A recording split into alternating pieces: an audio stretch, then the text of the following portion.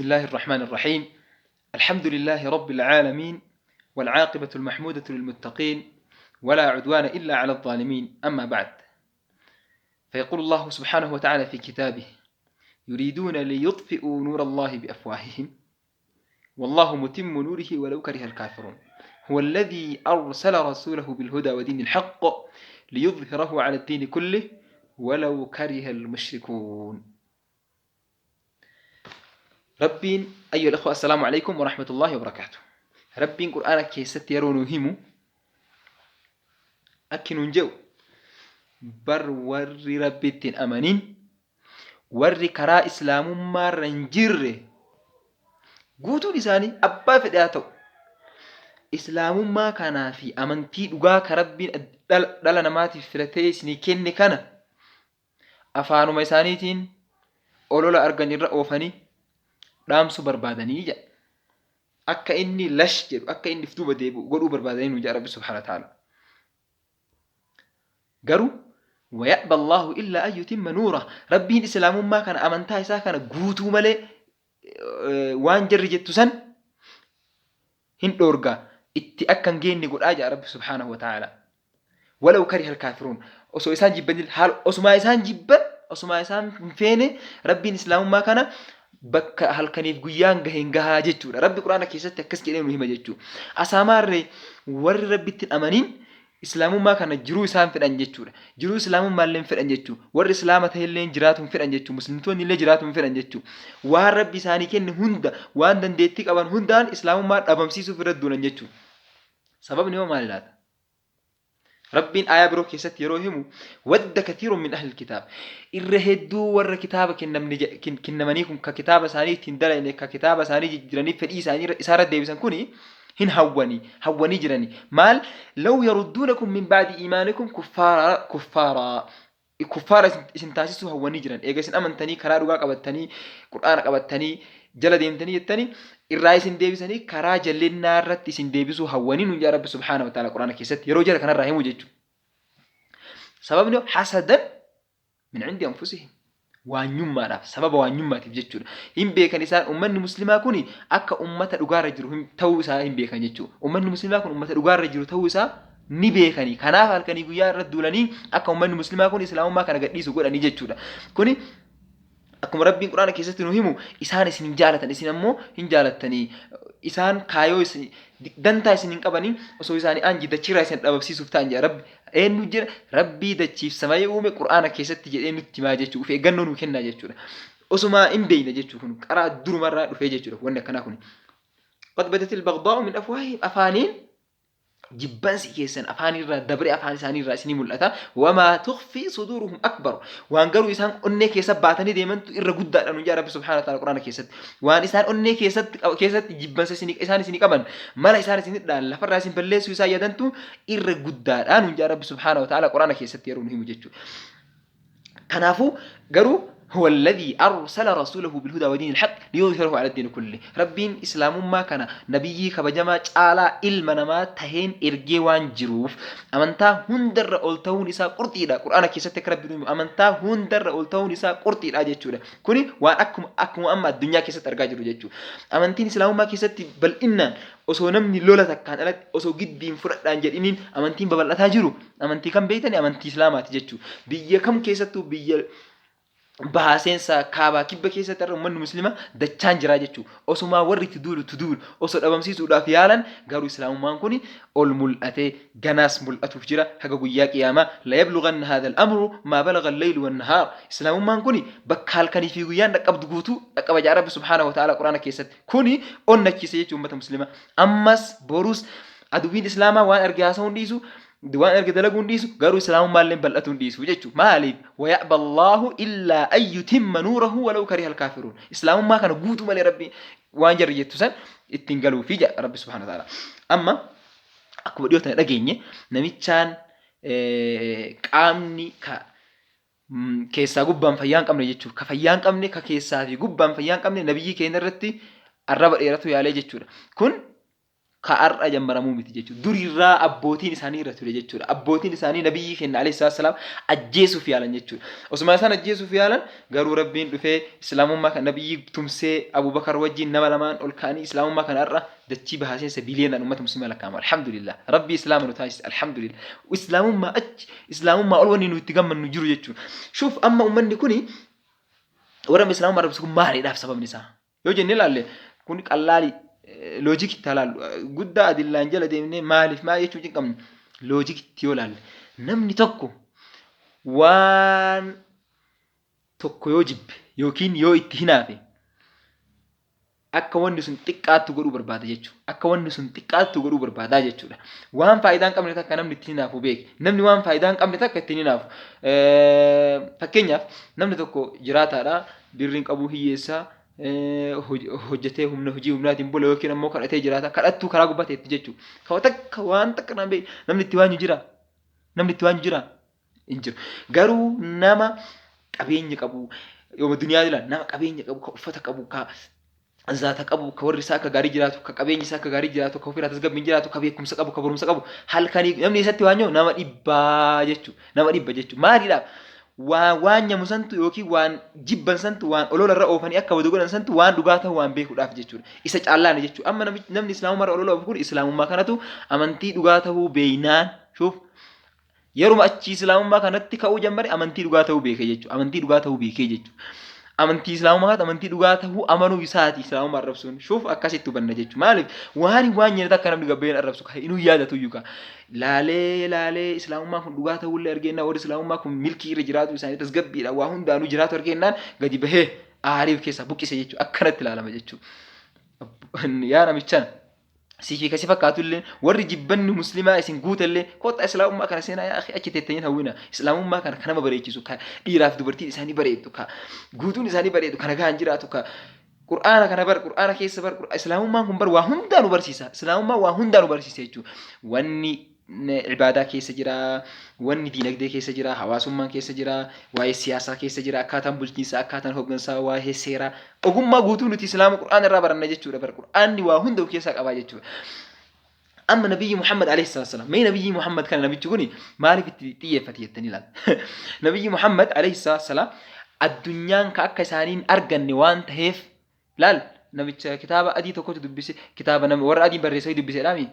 Kitaaba biroo dubbise sanillee dubbise ka biroollee kamaal jedhu kana biyyi faarsu ka sababaa isaati faaruu nabiyyiiti namni meeqa islaamii argennaan aaree gubatee waan kanaase jechuudha. Shuuf saayinsistoota warra lixaa meeqa jira ka barreessanii kitaaba isaanii keessatti namni wartu dubbisee arguu danda'a. Muhammad addunyaa kana furmaata. Namni akka Muhammad hooggansa isaa keessatti cimaa addunyaa kana argameen beeku ka jedhe meeqa jira jechuudha. Amma sa'aatiin tarreessuuf garuu namni kamuu yoo hubate arguu danda'a. Warra saayinsistoota meeqatu amanee jechuudha. Kanaaf seenaa Muhammad kana qoratee argee jennaan shuuf amantii islaamummaa kana dhugaa ta'uu isaa argee itti seenee jechuudha. Kanaafuyyuu nabiyyi alayhi salaam wanni jala deemaa jira deebisan hin jiru guutuu waan inni haasa'e suni akka hin jirre inni hubataan isaatu beeka matammaan isaatu qallaan guutuu waan inni haasa'e matammaan isaatu ni beekaa jechuudha akka hin jirre jechuudha. Maarree amma islaamummaa kana warri itti duulu islaamummaa kanatu waan dhugaa ta'uudha isaa hubataniiti jechuudha. Inshallah qabxiin kiyya kaan irraa haasa'u tokko kana jechuudha. Waa'ee kun qalla guddaa taasisuun barbaachisu bira tara maal jedhee ummanni warroonni qabsoo keenya duubatti harkisan warra muslimaa kana warra aadaa arabaa kanaan deemu kana jedhe shuuf akkana haasa'e namni waa sammuun isaa waan hubanne ka sammuun isaa haqan fudhanne akkanuma haasa'e jechuudha. Kuni waan nama cinquu qabu miti nu cinquu qabu jechuudha. Maaliif namni kamuu akkana yeroo maal ta'u yeroo waan tokko jibbu jechuudha. Yeroo haqa san dhoysuu barbaadu akkana haasa'e jechuudha. Nuti kanuma agarra seenaa uummata musliima Itoophiyaa keessatti sharrii fi shira warri kun dalagu jechuudha hin beekna jechuudha hunduu. Sababni isaa maal inni haqa dhoysuu barbaadanti jechuudha. Uummanni musliimaa garuu biyya kana keessatti seenaan isaa akkami? Shuuf seenaan isaa akkami? Bar waan tokko halaalu amma karaa gabaabaa namni harki caalu islaamummaan Itoophiyaa keessatti musliima moo amantaa birootu caala waliigalatti kiristaana tahee waaqeffataa tahee kamu kamaa ta'u amantaa musliimaa moo eenyu caala amantaan baay'ee jiraatu wajjin. Shuf garuu nama kamtu dirqiin akka islaamummaa fudhatan godhee atseewwan kamtu islaamummaa akka namni ittiin fudhatu godhee nama tume jira. Shuf garuu harki caalu kun ka dhufeef maaliidhaafi ummata islaamummaa kanatu amantii dhugaa ka amalaan nama simatu ka akka gaarii daldala keessatti illee waa hunda keessattuu warroonni islaamummaa biyya kana seensisan suni uleedhaanii miti yookiin seefiidhaanii miti akka atseewwan Itoophiyaa irratti wal naanneffatan dalagan kana osoo hin taane ummanni duraan islaamummaa biyya kana dhaqan sun warroota haqa namaa bichaa eeggatuudhaan daldala keessatti haqa namaa eeggatu dhugaa dubbatuun kijibarraa fagaatuun amantaa kana ummata kana guutuu islaamummaa fudhachiisanii jechuudha. Warra akkanaati jechuudha. Warroonni abbootiin keenya kan islaama biyya kana keessatti mootummoota meeqatu jira minilikii meeqatu jira isa duraa tojiroo jettan minilik jettan yohaannis jettanii ila akhirihi jarri kunniin bar cafaqanii bar ummata cafaqanii dhiiraa dubartiin jenne cafaqanii akka islaamummaa fudhatan akka islaamummaa isaan fudhataniif jecha cafaqan. Garuu maaliif fudhatiin garuu namni dila san akkasitti isaan qabsaanii waggaa meeqa irra fixanii muslima moo kiristaana turre baay'ate Itoophiyaa keessa yookiin amantaa biroo turre baay'ate. Shuuf kun islaamummaan amantii dhugaa ta'uu jechuu kennaa jechuudha. Ummanni muslimaa biyya kana akkam godhe biyya kana akkam kunuunse biyya kana kun waan barreessitoonni seenaa warra bahaa fi seensaa guutuun irratti walii gala jechuudha. Ummanni muslimaa biyya kana guddisuun isaa diinagdeenillee siyaasaanillee bar mootummoota islaamaa torban beeytaniis mootummoota islaamaa torban mootummoonni islaamaa torban suni gaafa Itoophiyaa keessatti dhaabatanii mootummoota sandura mootummaa shawaarraa jammaree ka'ee guutuun mootummoota biyya kana keessa dhaabatanii wanni isaan hojjetan biyya kanaaf waan guddaadha jechuudha. Siyaasaanis dinagdeenis tasgabbii qaban jechuudha. Siyaasni isaanii dinagdeen isaanii illee guddattee sadarkaa guddaa argate jechuudha. Akka warri lixaa barreessetti dinagdee keessatti illee gahee guddaa taphatanii jechuudha. Yeroo sanas atseewwan mootummaa warra sanii wal nyaatan aangoo irra wal fixan. Osoo isaan achi aangoo irra wal fixan jarri kun asiin tasgabbiin jiraatanii. Garbuun, qamadiin, korbeessi, horiin birri takka takkaan bitamaa ture bar. Kuntaalli birri takka takkaan bitamaa ture. Ifirraa tasgabbiin jiraatan, ibaadaa oofan. Wanni kana hunda isaan geesse maali? Seera islaamummaati jechuudha. Islaamummaan bullaan rabbiin akkasii qananiisee jechuudha. Kuni waadaa rabbiiti. Baay'ee rakaa kuni waan haasa'uu dandeenyu miti. Amma gadaa mootummoota torbanii san akka isaan qananii guddaan jiraatan barreessitoonni warra islaamaatiif warra lixaa kunillee guutuun irratti walii galanii jechuudha. Seenaa beekte seenaa dubbisuu dandeessaa jechuudha. Amma waa'ee ulamaa ummata muslima biyya keenyaa ka Oromootitti taatee chaanoom. أنا أقول كلمة لولا علماء المسلمين الأوروميين لأغرقت أوروميا في الظلام. وسو أمني مسلمة علماء إسلاما جراتو باتي لال وسو أمني علماء إسلاما كأورومو جراتو باتي أوروميان سلا دكانا كيس جرتي دكانا قدي آنتو كيس جرتي جيجو أمر أرى اللي دكانا دراباتي ميتي سلا دكانا قدي آنتو كيس جرتي جاما جيجو أغماتو مالف وهند كيست جيجو سينا ها ور دويسو يادو ilmaan galatan beeyni warri galatan beeyni illee seenaa dho'isu habaatu garuu ummanni keenya ummanni muslimaa ulamaa'iin islaamaa osoo jiraatu baatanii biyyi arra isin Oromiyaa jettanii jala fiidatun takkattiin isin jirtu hubadhu kana hubattee kana takkaan akka ragaatitti yoo kasii kaasu taate namni kamuu barumsaa jama baratuudhaaf afaan ittiin baratu qaba.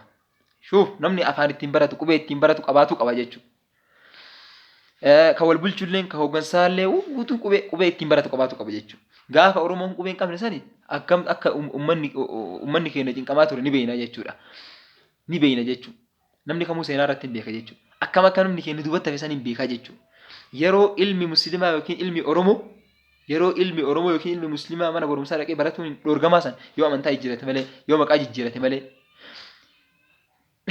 bar mootummoonni teennata islaamaa gaafa biyya kana aangoo qabatan sani ummata kiristaanaa akkas hin goone bar uf jalatti qabatanii jiraachisaa turanii bar akkana beeka ummanni muslimaa maaliif siyaasa islaamaa keessatti islaamummaan hawaasummaa islaamummaan ibaadaa islaamummaan amala gaarii islaamummaan siyaasa islaamummaan bulchiinsa shufta kana argiteerta bulchiinsa islaamummaa keessatti namni islaamaa wal dhabe yookiin namni amantaa islaamaa irra hin jirre bakka afuritti kaamee laalama jechuudha. Warra mucaahada jedhanii, musta'amana jedhanii, ahlu dhimmaa jedhanii, harbii jedhanii sadarkaa akkasii qaba jechuudha. Kana hunda mootummaan Islaamaa akka itti hoogganu beekaa jechuudha. Garuu warri kun akkam dalagaa ture warri keessan akkam dalagaa ture beektaa?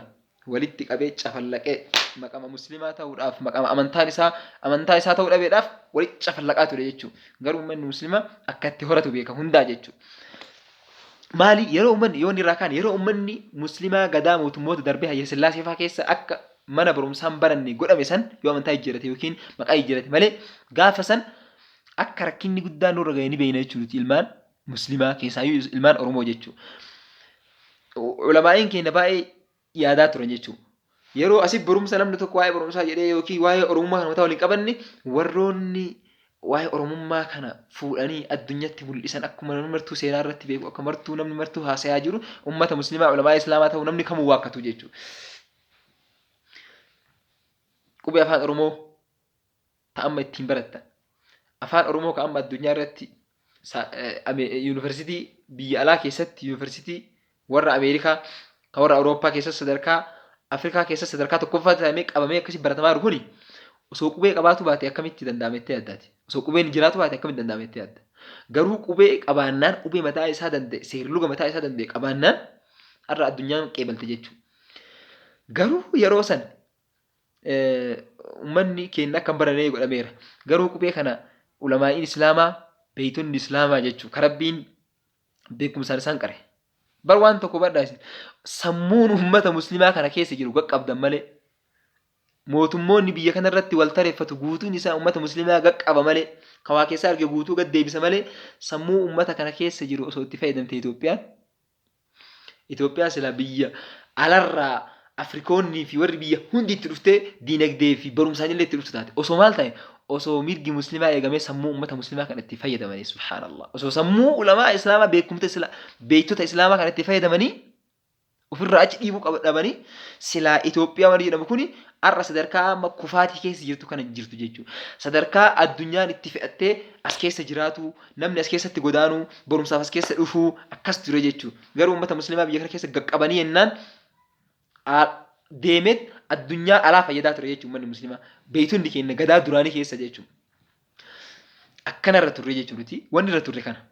Garuu yeroo san keessatti ulamaa'in keenya yaadanii waan ummataa kana yaadanii isaan dhukkubsee jennaani achi bayaniit شيخ محمد فضيلة الشيخ الدكتور محمد رشاد عبد الله شيخ محمد رشاد عبد الله كنمني مرتو التين فلادو جتشو كنمني مرتو التين فلادو كور سينا اللي كابو قد كابو ور سينا يساني كابو جرا جتشو نمني كن يادي أسيديمي سينا نما كنا بيت أمي تكا كيس سيابو نمني كوني وقاك رشاني برومس بيا كنا كيس جرو قوتو يسابرته وقاك رشاني تبيا على ديمي جتشو بيا على ديم biyya alaa dhaqee Madiinatti Makka Suudi Arabiyaa keessatti illee turee baay'ee barate beekumsa islaamaa barate achi deemee biyya Dimashqaa Sooriyaa dhaqe laali Sooriyaa dhaqe umrii isaa yeroo gara umrii mana 20 keessa jechuu yoo guddate Sooriyaa dhaqee biyya Sooriyaa keessatti magaalaa Dimashqoo keessatti Dimashqa keessatti barataa ture waggaa 5 madrasaa wayii achi keessatti baratee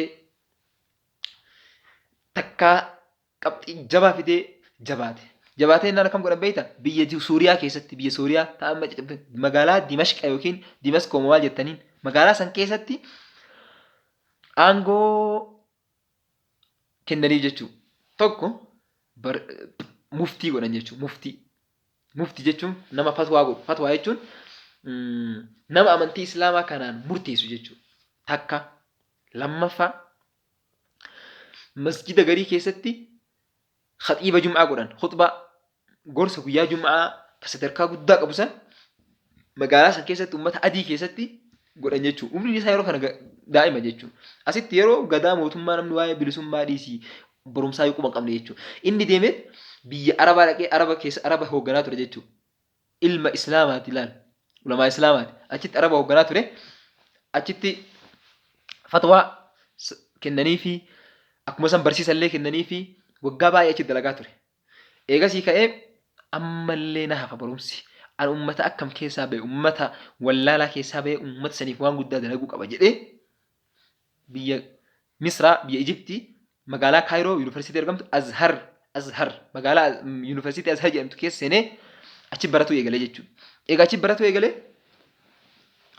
barumsa isaa itti fufee gosoota baay'ee barumsa islaamaa irra dabalatee afaan ingiliffaallee waa'ee hawaasummaa, waa'ee tarbiyaa, waa'ee saayikoloojaa, waa'ee lolaa funuun harb yaani al-ulum al-askariyya kana hunda baratee sadarkaa qabxii ol aanaa fidee jedhe jechuudha.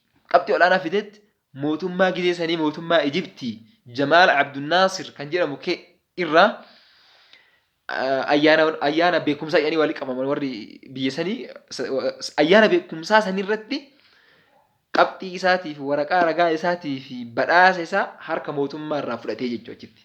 Yeroo asii yeroo kam yeroo amma warri afaanii waan argee yaa'u kun asii ufuu quban qabne jechuudha. Yeroo isaan ufuu quban qabne yeroo isaan akkuma itti waa nyaatan hin beekne jechuudha laal.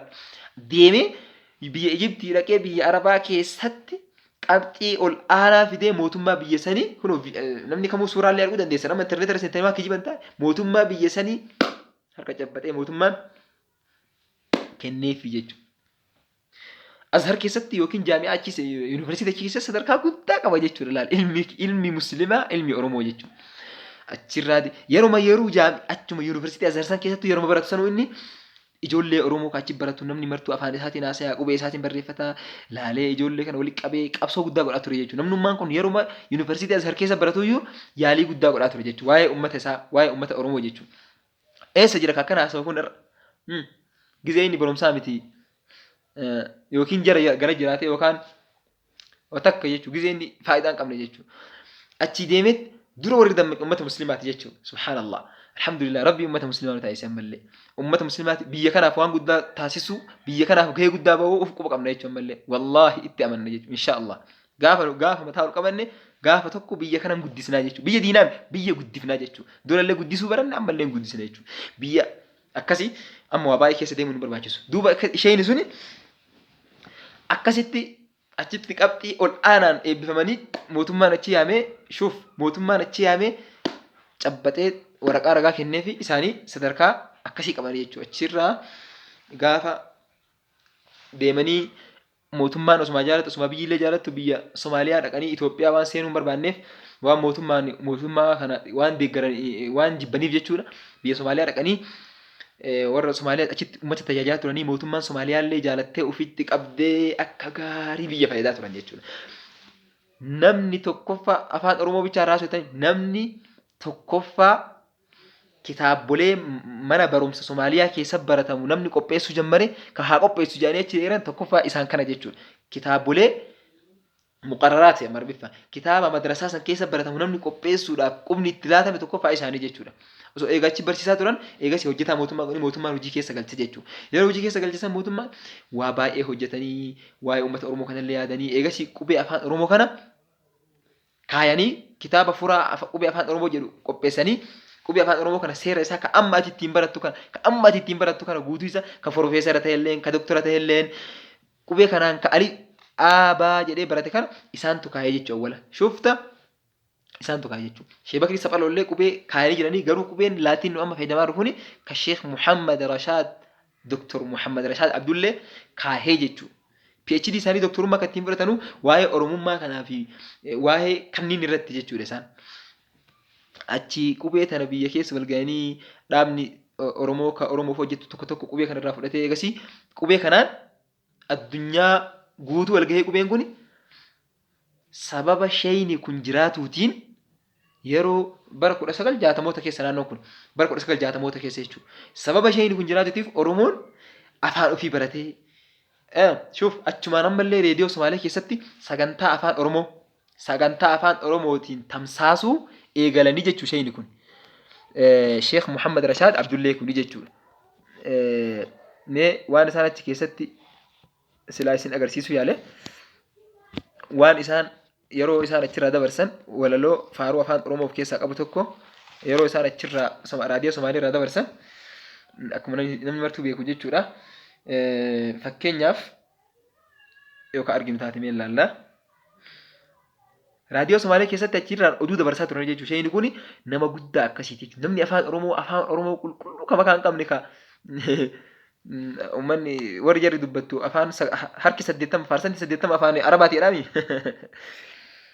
isaa fi afaan ama isaan isaa fi Sheekh Muhammad Rashaad osoo bira finne kamtu irra afaan Oromoo haasa'e laata kana isin dhiise Oromummaa naa murteessu kijiba jechuu kijiba olala akkanumaan warri umaan beeyne haasa'u jechuu kuni mee acaqafnu takka Oromootti dhiyaata kanin amata kum tokkoo fi 970 tolchi. Wanni namni akkaan isaa jedhee warraaqan ka'uun barbaadamu maali jennee wal gaafanne wanni natti fakkaatu afaani. Maaliif afaan waan taariikha ummataa ijaaru, waan aadaa ummataa hambisu, waan isaan baratanii, isaan dalagatanii, isaan horii argatan. Dachiin warri afaan tokkoon dubbatu irra taa'u warra afaan sanii isticmaarri dachii san keessa buluun dandayu yoo afaan sanitti duulee ajjeesee ummata afaan saniin dubbatu ture afaan ifii barsiise malee takkaayuu afaan sanii gajje'ee barate malee haa ta'u ummata lubbuu qabu biratti isticmaarri afaan isaanitti qubalaatuun du'a isaaniiti. Kanaaf takkaayuu du'anii takkaayuu ajjeesanii afaan isirraa xilaata deebisan. Dhaggeeffatoota keenya afaan ummataa jiru ummataati. Isaan bitatanii, isaan gurguratanii, afaan ummataa jiru ummataati. Himatanii, isaan waa himanii. Gaafa isaan akkanatti haasayan kana teessi jirtu dhoqqe. Isaan wal faarsanii, isaan nagaya walii ergan. Ummanni bal'aan afaan qabu kan afaan isaaniitiif laalatu, kan afaan isaanii bal'ifatuudhaaf carraaqu ummata jira. Ummanni afaan isaa bal'isuu jiraatu ummata jiraadha. Ummata sammuu lubbuu qabu jedhan. Afaan alagaatiin ummata du'e takkaayuu warri afaan ammoo afaan alagaatiin jechuu barbaadu warra du'e jedhan. Afaan isaaniitiif warraaqa godhu, afaan isaanii jiraachisu, horiin dhiigan, karaa raadiyootiin, karaa gaazexaatiin. Kun raadiyoo Somaalee irraa darbuu jechuudha. Namni kamuu yuutuubii keessa illee osoo hin argatuu ni danda'a. Akkasii duuba Sheekh Muhammad Rashaad wanni isaan dalaganii biyya kanaaf gumaachani waan guddaadha jechuudha. Akkuma namni martuu beeku jechuudha. Deemanii qubee afaan Oromoo san kaayanii afaan Oromoo sagantaa awwala daqiiqaa 15 raadiyoo Somaalee keessatti eegas immoo daqiiqaa 30 godhanii fi eegas sa'a tokko guutuu godhanii oduu dabarsaa turanii barsiisa amantaatti ufaa turanii oduullee ummata musliimaa dabarsaa turanii afaaniif aadaa isaanii akka barsiisan godhaa turan jechuudha. Gaheen isaan taphatan waan guddaadha jechuudha. Ummata achitti walitti qabanii gochuudhaan. Eegas mootummaan Somaaliyaa achi ergatee biyya Arabaa keessa akka seenaa ummata Somaalee qoratu jecha laayibaraaroota gurguddaa addunyaa akka Suudi Arabiyaa akka Kuweet maalii kanatti erganii isaan achumaan seenaa ummata Oromoo illee qoratu gattaanii jechuudha. Achumaan hin deebine eegas Suudi Arabiyaatti hafanii Suudi Arabiyaa keessatti illee reediyoo mootummaa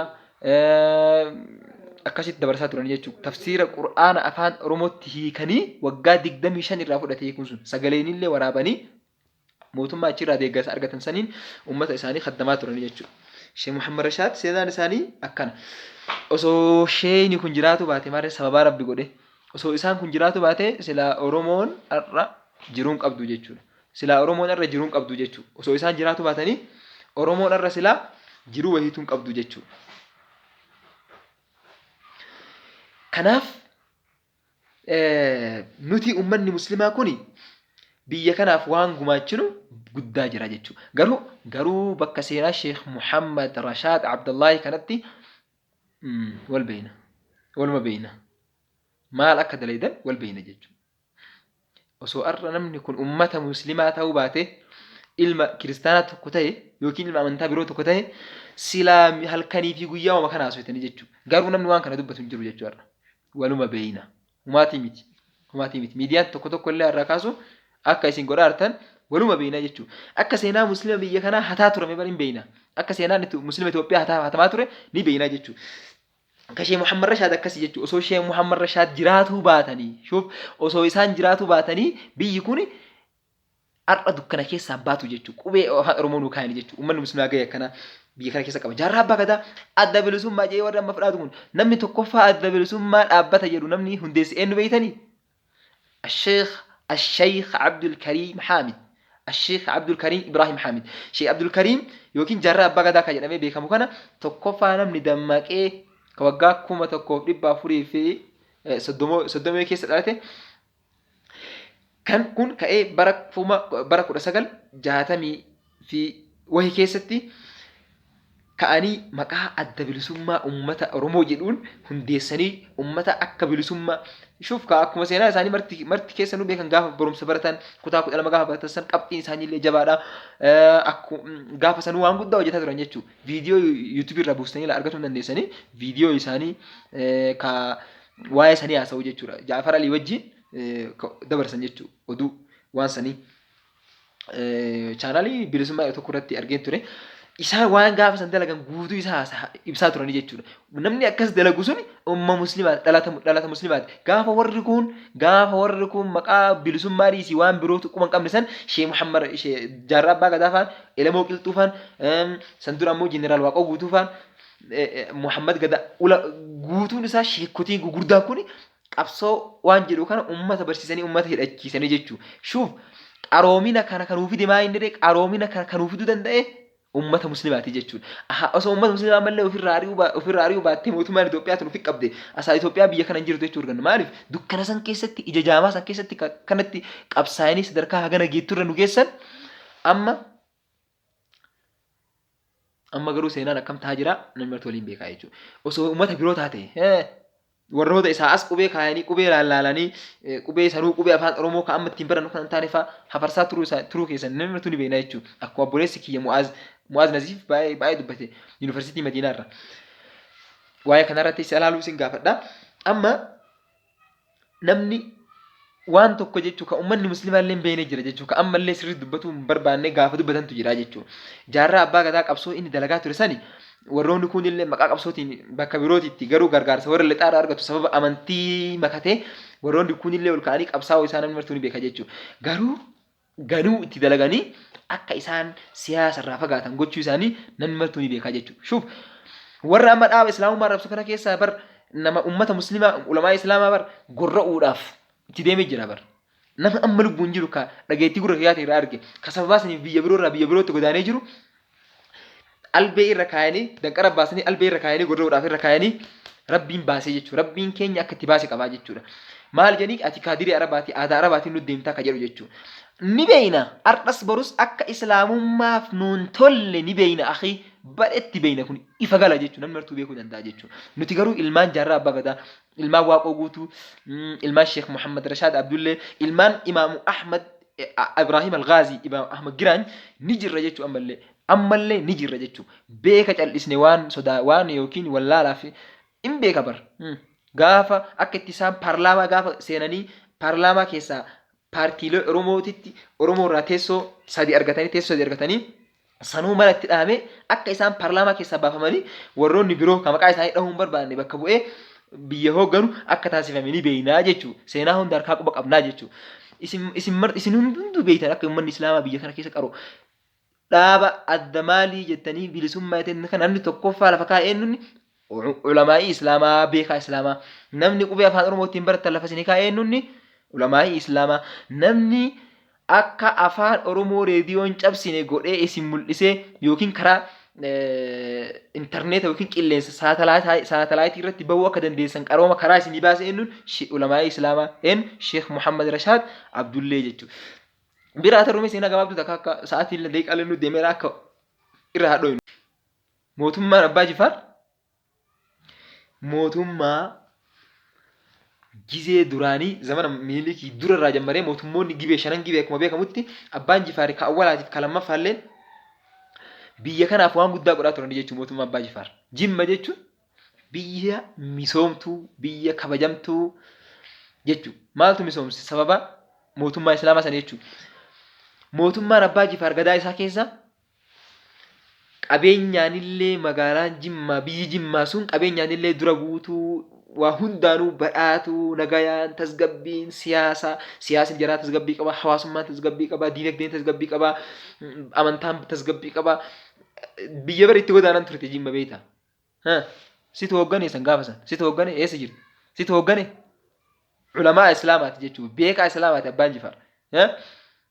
Biyya akkatti kunuunsu beeyna jechuudha uummanni musliimaa dippiloomaasii jabeeffatee mootummoota Itoophiyaa keessa kamtu biyya alaatitti biyya alaatiin mana ijaarate jechuudha. Suudi Arabiyaa magaalaa Makkaa keessattis magaalaa Madiinaa keessattis biyya biroo keessattis mana gamoo ijaaree kan warra asii achi dhaqu hajjiidhaa dhaqu keessatti boqotu ijaaree jechuudha Abbaan Jifaar. Shuuf nama wahii makkatti qaraa isaa akka seenaa irra dubbisnetti namni wahii makka qaraa isaa namni wahii magaalaa makka kana qaraa isaa mindaa asii baasee fi herregee fi achi ergaaf abbaan jifa osoo achitti kennamuuf garuu achi ergaaf jechuun barumsa sanitti jabaadhu jedhee lammiin gaafa san akka hayyuu seenaa tokko amma sa'aatii tuna saddeet silaasinii fida hayyuu seenaa tokko ka warra lammii ingiliziiti barreessee maal jedhe si fakkaate. Jimma mootii biyya Jimmaa suni biyya quuftuu ka ummanni isii tasgabbii jiraatu ka ummanni isii gammachuun jiraatu ka qabeenyi isaa qabeenyaan kan quuftuu ka amantaan tasgabbii qabaatu ka namni itti godaanu ka namni rakkatellee itti godaanu biyya akkasii turtee biyya siyaasaa tasgabbiin isaanii ajaa'ibaatii jedhe ummanni sun osoo akkasitti mootummoonni habashaa itti tuquu baattee dhiifte sadarkaa guddaa dhaga'u mootummaa wallaa shuuf meelaan beektaama seenaa keessatti al-islaamu fil habashaa ka'ee tokko achirraallee abbaan sanii irraa balleesseera araba jechuudha maal jedhe beektaa osoo akkasii turtee biyyi sun biyya Afrikaa keessaa tokkoffaa ta'uu akkas raagaa tokkoffaa ta'uu isii raagaa jedhe. Garuu mootummoonni Habashaa hinaaffaa waan qabaniif ofii biyyi isaanii diinagdeen caccabtu waan taateef hinaaffaa irra qabanii yoomii malee yookiin gaafa tokko jarri sun itti dhayitee wahii dhiibbaa irra geessitii qalbiin na shakkitii jedha. Namichaa kun jechuudha barreessaa Ingilizii lammii beekamaadha jechuudha. Amma sihi sun sihi sun eenyunni beekaa islaamaati bar ummanni muslimaa biyya kana keessa gahee hin qabu ufumaa gahee hin qabne isaan tokko kan bilisoomne nu godhe situ nu godhe gantuu akkam daate ganummaa akkam dalayte jaarraa abbaa gadaa irratti inuu kitaaba seenaa keessa akka baranne ilmaan gariin jedha gosallee maqaa tokkoon barbaadu ilmaan gariin ka warra sanii Oromoo keessa ka warra sanii dhufanii warra waraana nafxanyaa wajjin dhufanii baalitti waaqoo guutuufaa lolanii waaqoon guutuufaan xalayaa barreessanii ofirraa gara nama hayyuu wayiitu achi jira hayyuu sanitti erganii jechuudha. Hayyuu sanitti erganii ilmaan keessan nurraa qabaddaa ilmaan kana nu fixaa jira jedheen jechuudha. Akkana malee warroota qabsoo bakkaan gahuuf deemu osoo jaarraan abbaa gadaa haga har'aa jiraattee gaafa san shirri irratti dalagamuu baate silaa Itoophiyaan guutuun Oromiyaan guutuun irra silaa gammachuun jiraanna jechuudha. Garuu nu gammachuun qabnu jechuudha. Uummanni musliimaa waan taanellee ni beekna dhalli ammaa kunillee dhala seenaa beekus gaafa kan namichaan abaaramaan ammallee rabbiin waan isaan malu isarratti haa taasisu ufiinuu xiqqata namni nabiyyi arrabsu alayhi salaam ufiinuu xiqqaataa jechuudha. Gaafa san nama meeqatu gayyaa'ee dhiiraa dubartiin akka uummanni musliimaa gadi yaa'ee gartee sa'aat akka keessatti gara viidiyoo 400 sa'aat akkatti keessa gara viidiyoo 400tiin gadi sirra gadi yaa'ee jedhan. Ijoollee takkaa uummanni callisee mee jarri kuuma goote haa gootu jedhee callisee naan waan dagate sitti fakkaate wallaalaa sitti fakkaate beekaas meeqa qabna. Ulamaa'in keenya bar biyya alaa deemanii uummata fayyadaa jiranii bar uummata sammuun uummata keenya ala qisaasamee bar osoo uummanni sun biyya keessa jiraate biyya fayyadaa jiraate silaa sadarkaa kana jiru jechuudha. Ammallee uummata musliimaa ummanni muslimaa ummata kabajamaadha ummata kabajaa guddaa qabu ummata qaroomina fiduu danda'u ummata diinagdeen ummata guddisuu danda'u amantaa islaamummaa amantii biyya ijaaru jechuudha ka biyya ijaaru jechuudha biyya baay'ee biyya islaamummaa ijaaramte meeqa jira jechuudha diinagdee illee rabbiin islaamummaan bulteennaa rabbi itti badhaase jechuudha ummata muslimaa ammallee jibbitanii jaalattanii ummanni falli Itoophiyaa ummata muslimaa mirga kennanii fi ummata muslimaa ofii qabanii sammuu rabbiin isaanii kenne kana irraa fudhatuudha biyyattiin ijaaruudha jechuudha. Islaamni yoosi arras borus biyya ijaara jechuudha. Dhuguma haqiiqatan namicha kana waan inni asee kana jala deemanii guddaa raddaduudhaaf illee ajaan hin jiru jechuudha. Maaliif innuu beekaa jechuudha. Innuu sababa waanyummaatu akkas godhe jechuudha. Inshaallah jabaatuu qabna uummanni muslimaa keenyas jabaatuu qabna barumsatti jabaatuu qabna dhaabbilee barnootaa keenyas itti jabaatuu qabna yuunivarsiitii illee biyya kana keessatti akka bal'atu godhuu qabna jechuudha. Lammii Itoophiyaa kana guutuuf furmaanni eenyuun nuhi jechuudha uummata muslimaati. Maaliif afaan Oromoo eenyu kaayee Oromoo jechaan fakkeenyaaf qubee afaan Oromoo qaroomina namni fideef Oromoo uummata muslimaa qubee kaayee fi namni wala maqaa qabsoo jedhee gadi bahee qawwee dhukaasuu jammare uummata muslimaa ulamaa islaamaa namni afaan Oromoo sooshaal miidiyaa irra baasee afaan Oromoo intarneetii irratti saatalaayitii irra si baase ulamaa islaamaa shoofta agartee namni ammoo biyya guddisee kunuunsee mootummaa islaamaa gadi dhaabe uummata muslimaa mootummaa abbaa jifaar qoradhu seenaa isaa jechuudha. Inshaallah jabaatuu qabnaa nuti martuu diini keenyaaf har'as borus hayyee namni kun bara islaamummaa tuquu barbaadeemi garuu islaamummaa irraa nama deebisee boo islaamummaa nama yaamaa jira. Shoof mucattiin dheengadda Dubaay irraa amanti ka Ustaaz Naasir Hamzaa amsiin sun maaliif amante beekta? Akka ati waa silaa uummata muslimaa irraa maqaa amantii waaqeffataatiin uummata muslimaa irraa ibsite garuu isin maa amantere? Wallagga isin. ummata isla faallaa inni wanni isin hojjetan guutuun ummata islaamummaatti yaasaa jechuudha. Akkuma Ustaad Raayyaa Abbaa Mancaa jedhanii maal jedhe beektaa? Kun hiikni isaa akkatti kennu gabaabatti. Nu'uu ummata muslimaa tokkummaa dagatee warra harkee wajjin harka dha'ee tokkummaa nu yaadachiise. Tokkummaa nu yaadachiise alhamdulillah maasha Allah. Rabbiin tokkummaa nu jedhe Quraana keessatti tokkummaa nu yaadachiise jechuudha. Nuti ummanni muslimaa ufitti amanummaa qabna. Biyya ijaarra, biyya guddisna, biyya kunuunsina, qabsoo beeyna, qaroomina beeyna. Ammas fuuldurattis Itoophiyaan yoo guddatuu barbaadde ummata muslimaa ofii kaleessuudha jechuudha. Itoophiyaan guddatuu yoo barbaadde ummata muslimaa mirga kennuufidha jechuudha. Itoophiyaan guddatuu yoo barbaadde ilmaan muslimaa sammuu isaan qaban kana itti fayyadamuudha jechuudha. Itti fayyadama abboo ilmaan alhamdulillah ilmaan muslimaa sammuu guddaa baay'ee qaban itti fayyadama.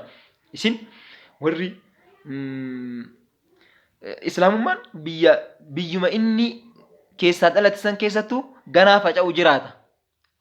Insha Allah biidillah.